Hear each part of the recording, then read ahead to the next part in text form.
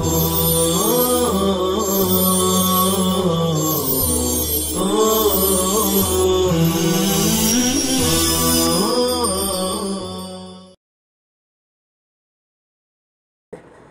کریں. آگے دیکھو دوسرا علمی عظیم کارنامہ علامہ شبلی نعمانی نے. میرے دوستو بزرگوں، مصر کے بڑے مشہور ادیب اور محرک گزرے اور ان کی کتابوں پر ادب والے آشش کرتے ہیں، فن والے بہت ناز کرتی رہتے ہیں. لیکن ایک بات سن لو، وہ اتنے مشہور ادیب اور محرک، وہ بڑے عالم اور فاضل، مگر وہ مسلمان نہیں تھے، وہ عیسائیت کے علم بردار تھے، مسیحی مذہب سے ان کا تعلق تھا. جانتے ہیں اس بڑے مصری عالم کا نام جورجی زیدان ہے. اس نے ایک کتاب لکھی تھی عربی میں، تاریخ التمدن الاسلامی. تاریخ التمدن الاسلامی بظاہر نام بڑا اچھا ہے، ہر اسلام والا اس کتاب کو لے گا پڑھے گا، ارے اس میں تمدن اسلامی تہذیب پر تاریخ لکھی گئی. لیکن میرے دوستو، مٹھائی کے لبادے میں زہر پیش کیا گیا. اس کتاب میں اسلامی تہذیب و تمدن پر حملے کیے گئے، اعتراضات کیے گئے، اور ایسی علمیت کے ذریعے، تاریخی حوالے کے ذریعے سے ان باتوں کو، بلکہ باطل نظریوں کو انہوں نے وہاں ثابت کیا کہ اچھے پڑھے لکھے لوگ بھی اگر وہ حقیقت سے آگاہ نہ ہو اور ان کے بعد ٹھوس علم نہ ہو تو میرے دوستو اسے پڑھ کر اسلام کے دین حق ہونے کے بارے میں شک میں مبتلا ہو جائے. یہ کام جورجی زیدان نے کیا تھا اور کتاب تاریخ التمدن الاسلامی نام سے لکھی تھی. علامہ شبلی نعمانی رحمۃ اللہ علیہ اس کا جواب دیا، اس چیلنج کو قبول کیا. خلاف میں اس کے رد میں کتاب لکھی الانتقاد علی تاریخ التمدن الاسلامی. اور اس کتاب کی عظمت میرے دوستو علمی استدلالی اعتبار سے اس قدر وہ مسلم کہ عرب کے فضلاء، بلکہ مصر کے بڑے علامہ کہے جانے والے علامہ رشید رضا مصری نے بھی اس کتاب کی عظمت کی داد دی تھی. یہ ہمارے بزرگوں کا علمی کارنامہ تھا. دیکھو آج علوم میں مہارت حاصل کرنے کی ضرورت ہے، اس کے لیے مطالعے کی کثرت. کلمہ فاروق صاحب نے بہت اچھی بات ہر شعبے کے اساتذہ کے لیے مفید بیان فرمائی ہیں. اللہ کرے ہم کو بھی وہ بات سمجھ میں آئے اور عمل کی اللہ توفیق عطا فرمائے. مطالعے کی کثرت کی ضرورت ہے. دیکھو موبائل میں ہے، میں مانتا ہوں موبائل میں بہت ساری کتابیں ہیں، یہ اچھا بھی آلہ ہے، بہت سارے ذخیرے ہیں. موبائل کے ذریعے سے، آن لائن کے ذریعے بہت سارے پروگرام ہم سنتے ہیں، دینی بیانات سنتے ہیں، سنیں.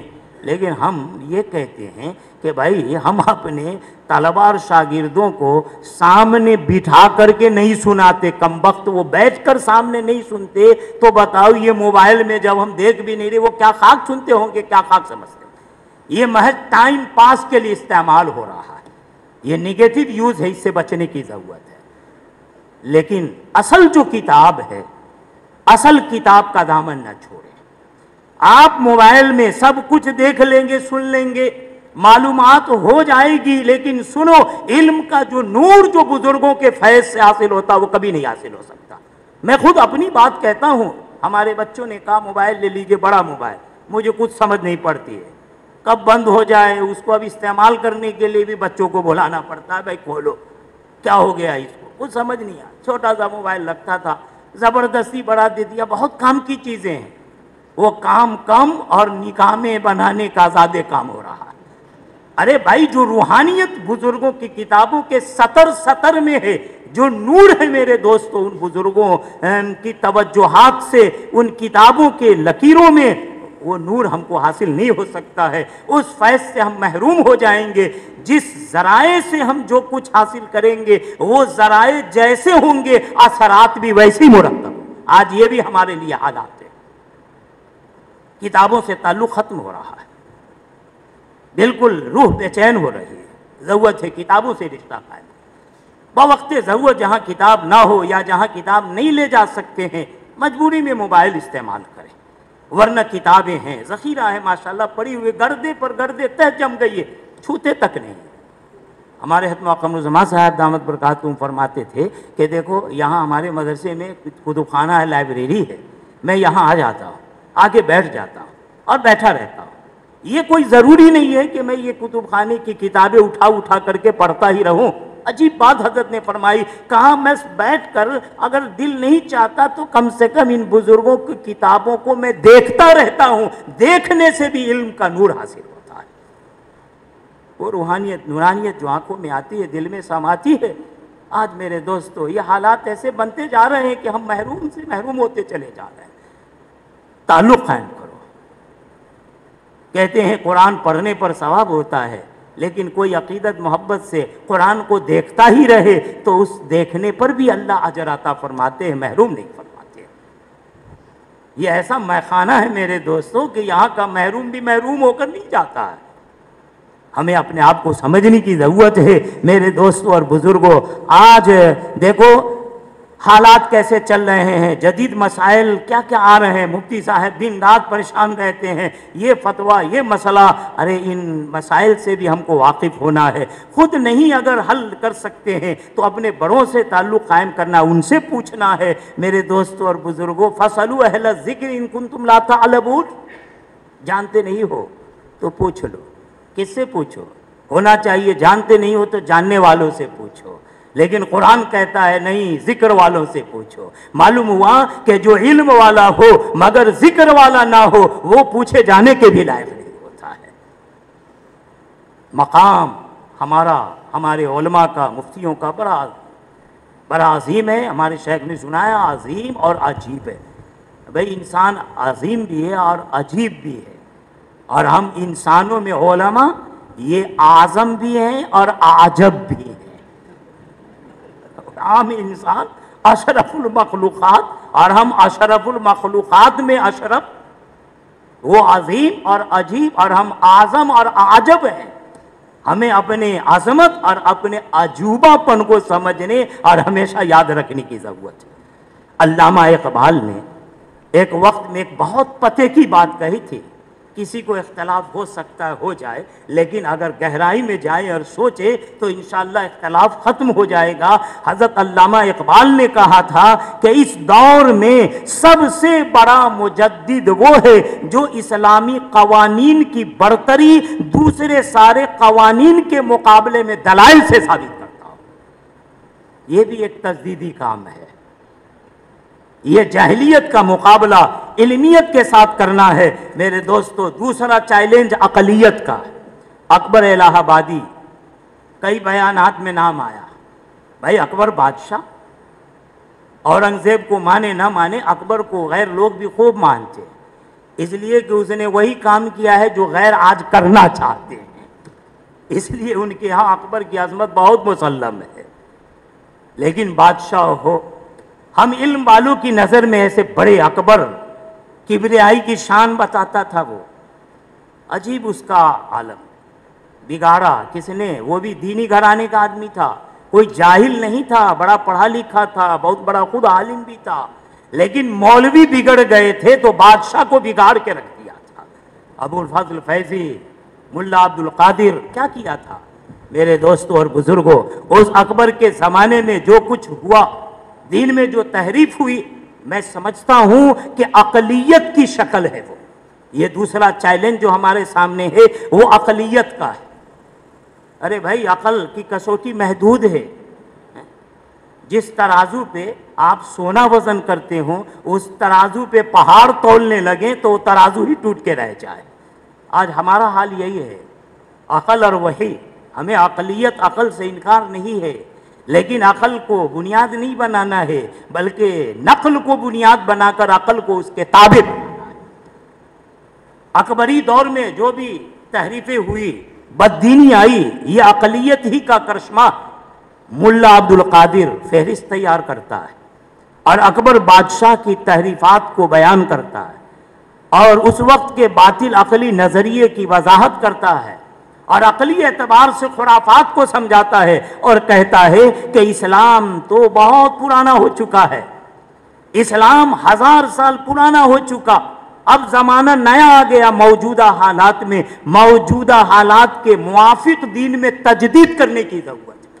یہی تجدید تحریف ہو گئی تھی, دین الہی قائم کر لیا اس نے. یہ اقلیت ہی کا نتیجہ اور کرشمہ ہے. اور سنو پوائنٹ میں بتا رہا ہوں کیا کیا تحریفات کی جو اقلیت کے نتیجے میں سامنے آئے. نمبر 1 السلام علیکم، ملنے کے وقت نبی سنت کا طریقہ. کبھی مدرسوں میں جانا ہوتا ہے پروگرام میں، گیٹ سے ہی اخیر تک بورڈ لگے ہوتے افشو السلام افشو السلام افشو السلام، شروع سے اخیر تک چلتے جاؤ گزرتے جاؤ لیکن کوئی سلام ہی نہیں کرتا. کیوں بھائی؟ ہم نے سارا سلام بورڈ میں رکھ دیا ہے، اب منہ پہ لانے کی ضرورت نہیں ہے. میرے دوستوں اور بزرگوں، مجدد الفسانی رحمۃ اللہ علیہ تجدیدی کام کیا. باطل کے اعتبار سے وہ تجدید کے نام سے تحریف پیش کرنے والا جو تھا اکبر بادشاہ، ہمارے حضرت مجدد الفسانی رحمۃ اللہ علیہ نے حق کے نام سے حقانیت کی تجدید فرمائی اور اسلام میں سلام کا جو صحیح طریقہ تھا اس کو رائج کیا. اقلیت کے کرشمے سے نتیجے میں یہ کہا گیا کہ بھائی السلام علیکم اور وعلیکم السلام یہ بہت پرانا طریقہ ہو چکا ہے، اور ملنے ملانے پر کوئی نیا طریقہ آنا چاہیے. یہ اقلیت کا کھیل ہے. نیا طریقہ یہ بھی ہے کہ اب کوئی ملے تو السلام علیکم نہ کہے بلکہ یوں کہے اللہ اکبر.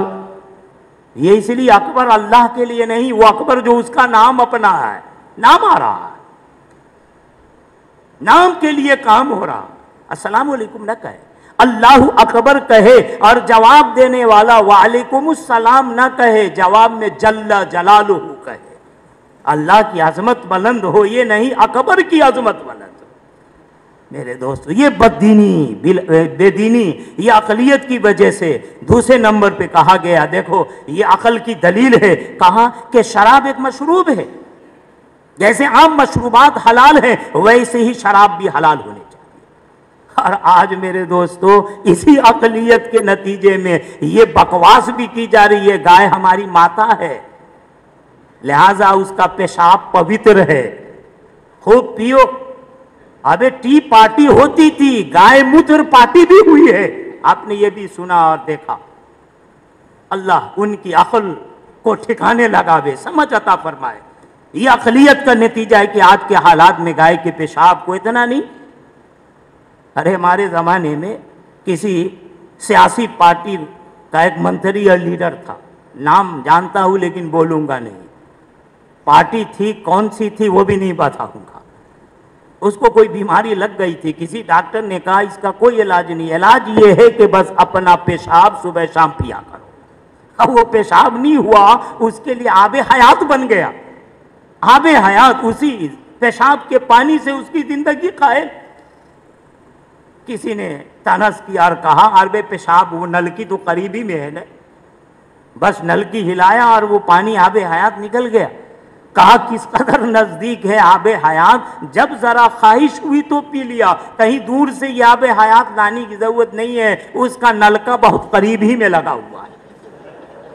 کس قدر نزدیک ہے آب حیات، جب ذرا خواہش ہوئی تو پی لیا. میرے دوستوں اور بزرگوں، حضرت تقی عثمانی صاحب دامت برکاتہم نے ایک بہت پتے کی بات کہی ہے کہ اگر عقل پہ چلو گے تو عقل تم کو سمجھا دے گی کہ اپنی ماں بہن سے بھی شہوت پوری کرو تو یہ جائز ہے.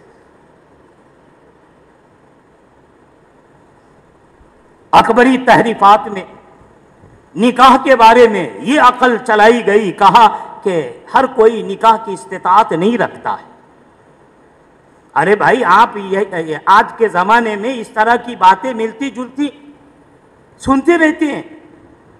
ہر کوئی نکاح کرنے کی استطاعت نہیں رکھتا، لیکن خواہشات تو اس میں ہوتی ہے، اور وہ خواہشات پوری کرنے کے لیے نکاح نہیں کر سکتا تو کیا کرے. اس لیے عقل کہتی ہے کہ زنا کو حلال ہونا چاہیے.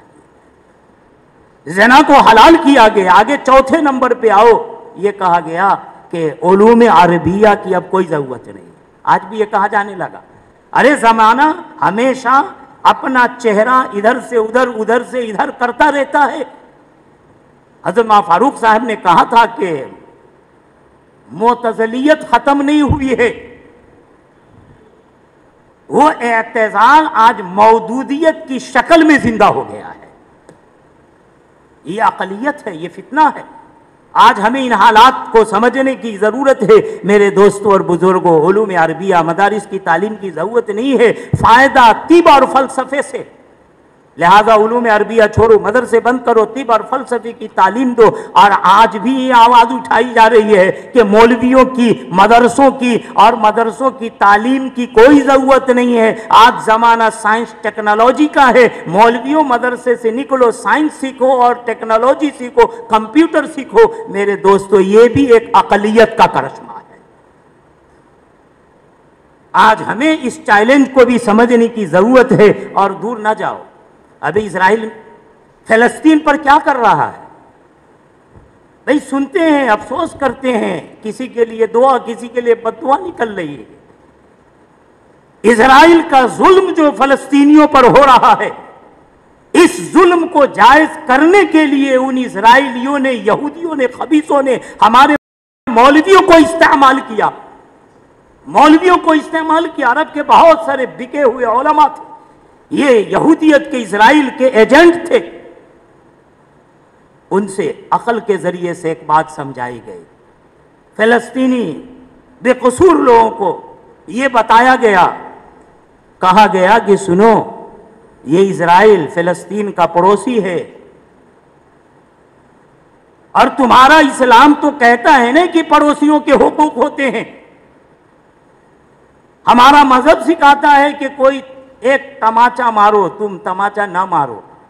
وہ اگر تماچا مارتا ہے، پتھر مارتا ہے، تم دعائیں دے دو، مار سکتے ہو، قصاص جائز ہے.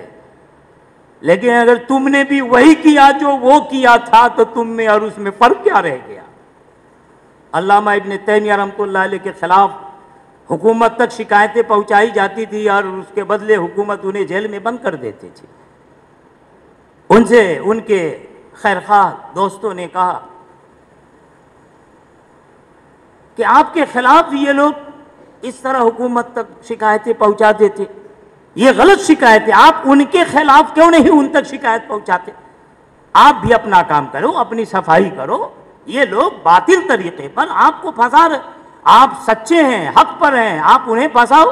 عجیب جواب دیا. اللہ پاک ہمیں خود اس پر عمل کرنے کی توفیق دے اور اللہ ان بزرگوں کو اس کا عظیم بدلہ عطا فرمائے. کہا بھائی اگر وہی کام میں کروں جو انہوں نے کیا تو مجھ میں اس میں فرق کیا رہ جائے؟ اسرائیل یہ اقلیت چلا رہا ہے کہ فلسطین کے پڑوس میں یہ ملک ہے اور پڑوسی کا حق ہوتا ہے، چاہے وہ پڑوسی مسلمان ہو، غیر مسلم ہو، ہر ایک کے ساتھ اچھا سلوک کرنا چاہیے. وہ پڑوسی اچھا ہو برو ہو لیکن اپنے آپ کو اچھا ہی بنا کے رکھنا چاہیے. لہذا پڑوسی ہونے کی حیثیت سے اگر اسرائیل فلسطینیوں پر کچھ ظلم کر رہا ہے تو تمہیں ظلم کا بدلہ ظلم سے نہیں بلکہ اس کے بدلے میں اس سے بہتر سلوک کرنے کی ضرورت ہے. یہ عقلیت ہے میرے دوستو. ہمارا دین یہ نہیں سکھاتا ہے کہ ظلم سہتے رہو. جہاں ظلم کرنا ظلم ہے وہیں ظلم کا سہنا بھی ایک طرح کا ظلم ہے. ظالم کو تعاون دینا ہے. لا تعاونوا علی الاثم والعدوان. میرے دوستو ہم مادی ہتھیار سے آج ظلم کا مقابلہ نہیں کر سکتے، لیکن اللہ کے رسول صلی اللہ تعالی علیہ وسلم نے ہم کو ایک عظیم ہتھیار دیا ہے. دنیا کے سارے ہتھیار مل کر ہماری اس روحانی ایمانی ہتھیار کا مقابلہ نہیں کر سکتے. الدعاء سلاح المومن، دعا مومن کا ہتھیار ہے.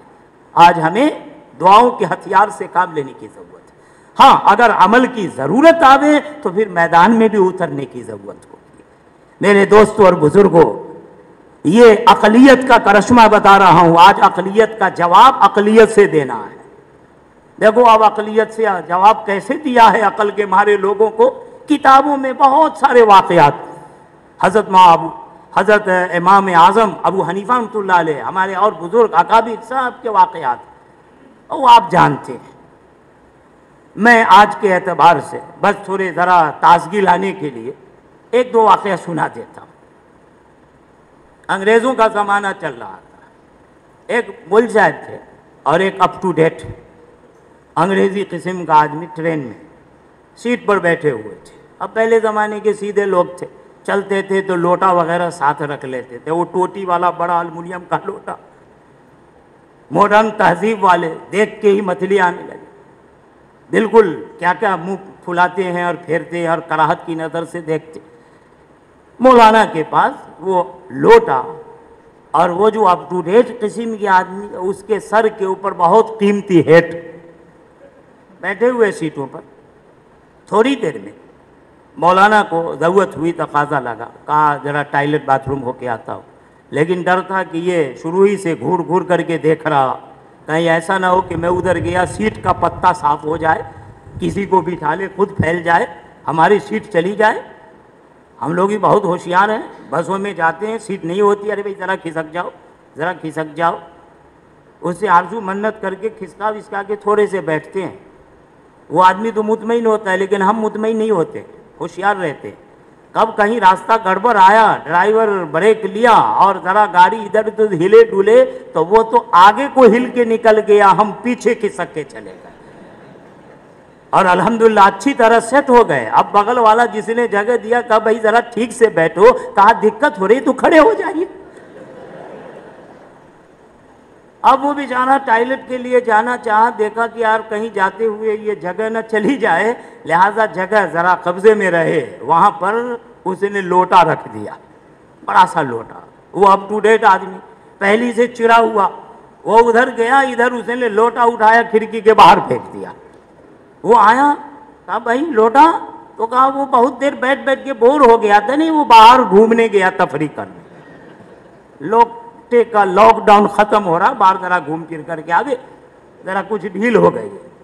اب یہ کیا کرتا ہے، خاموش بیٹھا چپ چاپ، لیکن انتظار میں، بھائی وہ بھی بشر ہے، بشری تقاضا اس کو بھی ہوگا۔ کچھ دیر کے بعد اس کو بھی ضرورت لائق ہوئی، اب وہ جانا چاہا، سوچا یار جیسی کرنی ویسی برنی نہ ہو جائے، میں جاؤں کہیں ایسا نہ ہو کہ میری جگہ چلی جائے، لہذا جگہ کو ذرا سنبھال کے رکھوں۔ اب کیا کروں، میرے پاس لوٹا ووٹا تو ہے ہی نہیں، اس کا لوٹا تو اسی ہی، کوئی قیمت ویمت بھی نہیں تھی، کوئی بھاؤ نہیں، پھینک دیا۔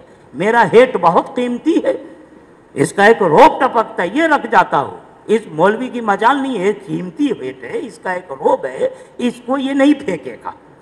وہ اس خام خیالی مبتلا ہوا چلا گیا۔ ادھر مول صاحب کو موقع ملا، اس نے اس ہیٹ کو اٹھایا کھڑکی کے باہر، آیا، ارے بھائی میرا ہیٹ، ارے بھائی کیا بولوں، اتنی دیر سے ہم لوگ بیٹھے رہے، ہم میں آپ میں تو کوئی دوستی نہیں ہوئی، لیکن ہمارے لوٹے آپ کے ہیٹ میں بڑی پکی دوستی ہو چکی۔ جب میرا لوٹا باہر گھومنے کو چلا گیا تو آپ کے ہیٹ کو بالکل تنہا رہنا گوارا ہی نہیں ہوا، اس کا دل ہی نہیں لگ رہا، وہ اسی کو بلانے گیا ہوا۔ یہ عقلیت کا جواب عقلیت سے ہے۔ میں دیوبند میں پڑھتا تھا، میرے ساتھیوں میں ایک ساتھی، وہ عجیب مذہوب قسم کا تھا، عجیب پاجامہ ایک اوپر ایک نیچے، کبھی شیروانی جاڑے میں لگا لیا کرتا، تو ہوتا یہ تھا کہ شیروانی جب جانے میں لگا لیتا تھا تو نتیجہ یہ ہوتا تھا کہ وہ شیروانی اوپر اور اس کا کرتا نیچے۔ اب ہم لوگ پریشان کہ بھائی اس کی زینت کرتے سے ہے یا شیروانی سے ہے۔ ڈسپلن کے خلاف چلنا یہ سادگی نہیں ہے، ہمارا دین سادگی سکھاتا ہے، لیکن تہذیب تمدن ڈسپلن کے خلاف آپ کرنے لگو۔ اب ایک چپل پیر میں ایک چپل کان میں لٹکا لو، بڑے سادے، ان کو کچھ پتہ نہیں رہتا، ہمیشہ اللہ کی یاد میں رہتے، سادہ نہیں ہے، وہ اسلام کو بدنام کر رہا ہے۔ میرے دوستوں اور بزرگوں، حضرت تھانوی رحمۃ اللہ علیہ کو ان کی ایک اہلیہ نے مشورہ دیا تھا کہ آپ باہر جائیں تو ذرا ٹپ ٹاپ کے ساتھ جائیں، گھر میں جیسے تیسے سادہ وغیرہ کپڑا پہن لے، اور باہر جائیں تو آپ اچھا لباس پہن کر کے جائیں۔ حضرت تھانوی رحمۃ اللہ علیہ فرماتے ہیں زندگی بھر میں اپنی اس بیوی کا احسان سمجھتا رہا کہ جب اس طرح باہر میں جانے لگا تو ہماری عزت ہو نہ ہو، لیکن ہم کو اللہ نے جو دین کا علم دیا ہے، اس علم میں دین کی عزت ہونے لگی۔ آپ اپنی زینت اپنی عزت کے لیے نہیں، بلکہ اپنے علم کی جو نعمت اللہ کی ہے، امانت ہے، اس کی عزت زینت کے لیے آپ باہر اچھی طرح سے جایا کرو۔ اب وہ میرا ساتھی تھا، ایک بار علی گڑھ چلا گیا، آیا تو سنایا، کیا ہوا بھائی؟ ارے بھائی یہاں سب ہنستے رہتے ہیں آپ پر، وہاں علی گڑھ کے اسٹوڈنٹ ماڈرن لوگ ہیں، وہ تو بہت مذاق اڑائیں گے۔ کہا وہ کیا مذاق اڑاتے، ان کمبختوں کا تو میں نے ایسا مذاق اڑا دیا ہے کہ اب کبھی ان کی ہمت نہیں ہوگی کسی مولوی کو چھیڑے. کہا کیا کیا آپ نے؟ کہا یار میں گیا، اب میں اسٹوڈنٹ سے ملنے اور وہاں کی جو کلاسیں تھی سب کو دیکھنے کے لیے ذرا چکر لگانے نکلا، لیکن پاجامہ پہنا اظہار بند اچھی طرح سے نہیں باندھا، پاجامے کا اظہار بند ایک بالشت نیچے لٹکا رہ گیا. اب میں چل رہا تھا، میں ہل رہا تھا کہ نہیں، لیکن وہ تو مجھ سے بہت زیادہ ہل رہا تھا، لیفٹ رائٹ کر رہا. اور جیسی میں گزرا تو ان اسٹوڈنٹ نے، علی گڑھ یونیورسٹی کے طالب علموں نے مجھے روکا. کہا مولانا ارے دھیان رکھو آپ کی ٹائی نیچے لٹک رہی ہے. یہ ٹائی انگریزی فیشن ہے، تہذیب ہے، یہ گلے میں لٹکاتے ہیں. مذاق اڑایا، پاجامے کے اظہار بند کو ٹائی کہا. کہا مولانا ذرا دھیان رکھو یہ آپ کی ٹائی نیچے لٹک رہی ہے. کہا میں نے جواب دیا واہ بھائی واہ، وہ ٹائی جس کی عظمت مقام آپ کے ہاں اس قدر کہ آپ اسے گلے میں لٹکاتے ہیں، ہم مولویوں کے ہاں اس ٹائی کا مقام یہی ہے کہ ہم اسے زیر ناف لٹکاتے ہیں. بھائی جیسوں کو تیسا، اس قدر اگر عقلی نہیں کٹ حجتی کرے، کٹ دلیلی کرے تو جواب ویسی ہی دینے کی ضرورت ہے. عقلیت کا جواب میرے دوستو عقلیت کے ساتھ جو ہے وہ دیا جاتا ہے، جیسا کہ اب آپ کو سنایا گیا. اور اس کے لیے اپنی عقلیت کو بیدار کرنے کے لیے، مغز کو تیز کرنے کے لیے عقلی کتابوں کے مطالعے کی ضرورت ہے. حضرت فاروق صاحب نے آپ کو اشارہ دیا تھا. اشرف الجواب بہت عجیب و غریب کتاب ہے. ارے یہ دنیا کے بڑے بڑے عقل والے ماڈرن تہذیب اور علم والوں کو بھی اللہ نے اس کتاب کی برکت سے عقل ٹھکانے لگا دیا ہے. ہمیں اس ہتھیار کو اپنانے کی ضرورت ہے. اشرف الجواب کا مطالعہ کرے اور احکام اسلام عقل کی نظر میں اس کو دیکھتے رہے. اور بھی بہت ساری کتابیں آج کل آ رہی ہے میرے دوستوں اور بزرگوں. آج کے اسلوب میں، آج کی زبان میں اور آج کی نفسیات کا لحاظ رکھتے ہوئے جو کتابیں ہمارے سامنے آ رہی ہیں انہیں قیمتی سمجھو، غنیمت سمجھو. زمانہ آئے گا کہ خرافات بھر جائیں گی اور حقیقت سے متعلق جو کتابیں ہیں وہ سب ختم ہو جائیں گی. آج الماریاں خالی ہو رہی ہیں، ہمارا ٹیبل ڈیسک طرح طرح کے موبائل سے سج رہا ہے.